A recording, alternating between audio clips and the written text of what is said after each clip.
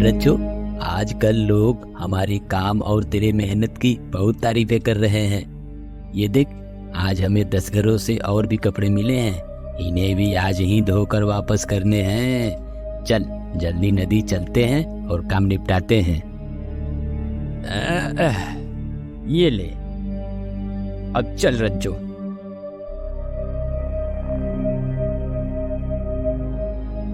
रज्जो, मैंने सोचा है तू भी मेरे साथ इतनी मेहनत करता है, अब काम बड़ा है तो तेरे हिस्से में भी तो कुछ मिलना चाहिए। अब से मैं तेरे लिए बाजरे और मकई खिलाऊंगा ताकि तू फिट रहे और मेहनत कर सके। धोबी और उसका गधा रज्जो धूप में चलते हुए नदी की ओर जा रहे थे। धोबी रास्ते भर रज्जो से बातें कर रहा था, जबकि धूप बहुत तेज थी और दोनों गर्मी से बेहाल थे। आज इस धोबी ने मेरे पीठ पर इतने सारे कपड़े लाद दिए। अगर 2-4 कपड़े कम कर देता तो तेरा क्या बिगड़ जाता। मेरी उम्र का थोड़ा तो ध्यान कर लेता, पर ये बात उसे कैसे समझाऊं। मेरी भाषा तो समझता नहीं। क्या सोच रहा है रज्जो? आज धूप बहुत तेज है। अगर थक गया है तो थोड़ा आराम कर ले, फिर चलते हैं। चल आजा। धोबी ने गठरी को नीचे उतार दिया ताकि रज्जो थोड़ा आराम कर सके। रज्जो, ये तू ही तो है मेरा साथी, जो मेरे हर काम में मेरा साथ देता है। मैं जानता हूँ रज्जो, तेरी उम्र ढल चुकी है, अब तुझ में पहले जैसी ताकत नहीं रही, फिर भी तू मेरे लिए जी जान से मेहनत करता है। लेकिन तू घबराना मत, इस बार मेले से मैं तेरे लिए नया साथी लाऊंगा, फिर तुझे थोड़ा आराम मिलेगा। अब चल, थोड़ी दूर और रह गई है, जल्दी काम खत्म करके आज तेरे मनपसंद का खाना खिलाऊंगा। चल आजा। धोबी गधे की पीठ पर फिर से कपड़े का गट्ठर लाद देता है और दोनों नदी की ओर चलने लगते हैं। हे भगवान, इस धूप में तो आज मैं झुलस ही जाऊंगा। अब तो प्यास से गला भी सूखने लगा है। तभी अचानक चलते चलते गधे का पैर फिसल गया और वह लड़खड़ाते हुए बगल के गड्ढे में गिर जाता है। आह आह, मालिक मालिक मुझे बचाओ, मालिक बचाओ मुझे, मैं गड्ढे में गिर गया। अरे रज्जो, तू इस गड्ढे में कैसे गिर गया? ला अपनी गर्दन आगे कर, मैं तुझे अभी निकालता हूँ। धोबी बहुत कोशिश करता है, परंतु गड्ढा गहरा होने की वजह से उसके हाथ गधे तक नहीं पहुंचता। काफी कोशिश करने के बाद वह परेशान हो जाता है।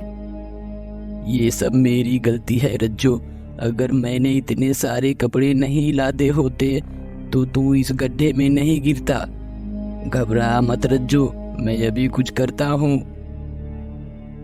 अरे कोई है इधर जो मेरी मदद कर सके? अगर कोई सुन रहा है तो आ जाओ भाई, मेरी मदद करो। इस तरह से धोबी ने अपनी सहायता के लिए आवाज लगानी शुरू की। धोबी की आवाज सुनकर बगल के खेतों में काम कर रहे 2 किसान उसके पास आ गए। क्या हुआ भाई, क्यों चिल्ला रहे हो? भाई, मेरा गधा इस गड्ढे में गिर गया है, तुम भले आदमी मालूम पड़ते हो, इसे निकालने में मेरी मदद करो। तुम चिंता मत करो, धीरज रखो, हम इसे बाहर निकालने की कोशिश करते हैं।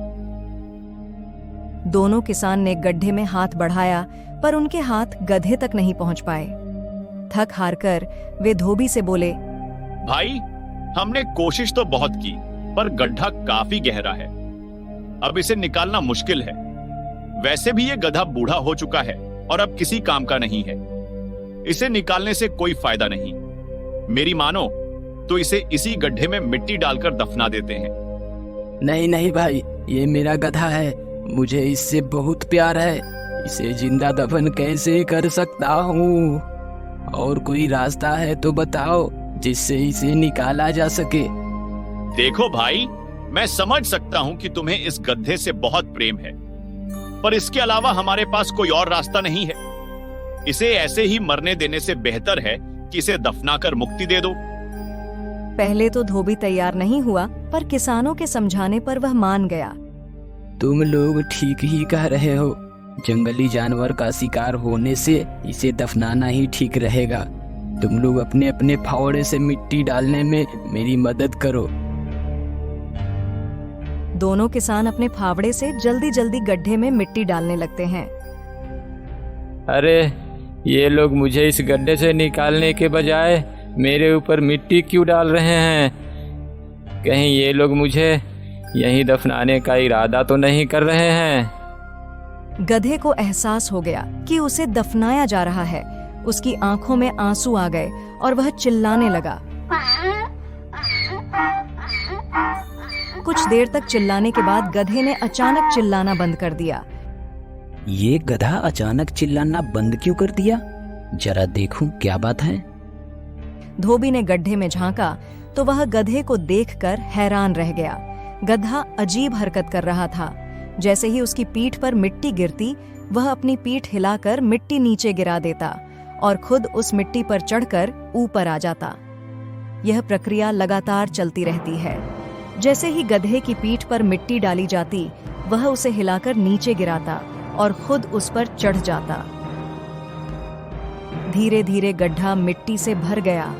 अंत में गधे ने जोर से छलांग लगाई और गड्ढे से बाहर निकल आया। अरे ये कैसे हो गया? हम तो इसे दफना रहे थे, फिर ये अचानक बाहर कैसे निकल आया? ये तो कोई चमत्कार ही लगता है। ये कोई चमत्कार नहीं है, ये मेरे गधे की अक्लमंदी है। जब हम इस पर मिट्टी फेंक रहे थे तो ये अपने पीठ से मिट्टी गिरा देता और उस पर खड़े होकर एक कदम ऊपर आ जाता। इसने खुद को मिट्टी के नीचे दबने नहीं दिया। इस विपत्ति में अपनी अकल दिखाई और खुद को मिट्टी में दबने नहीं दिया। इसी को तो कहते हैं कि विपत्ति में बुद्धि का प्रयोग करना चाहिए। गधा था लेकिन उसने अपनी बुद्धि का प्रयोग किया। इस कहानी से हमें यही शिक्षा मिलती है।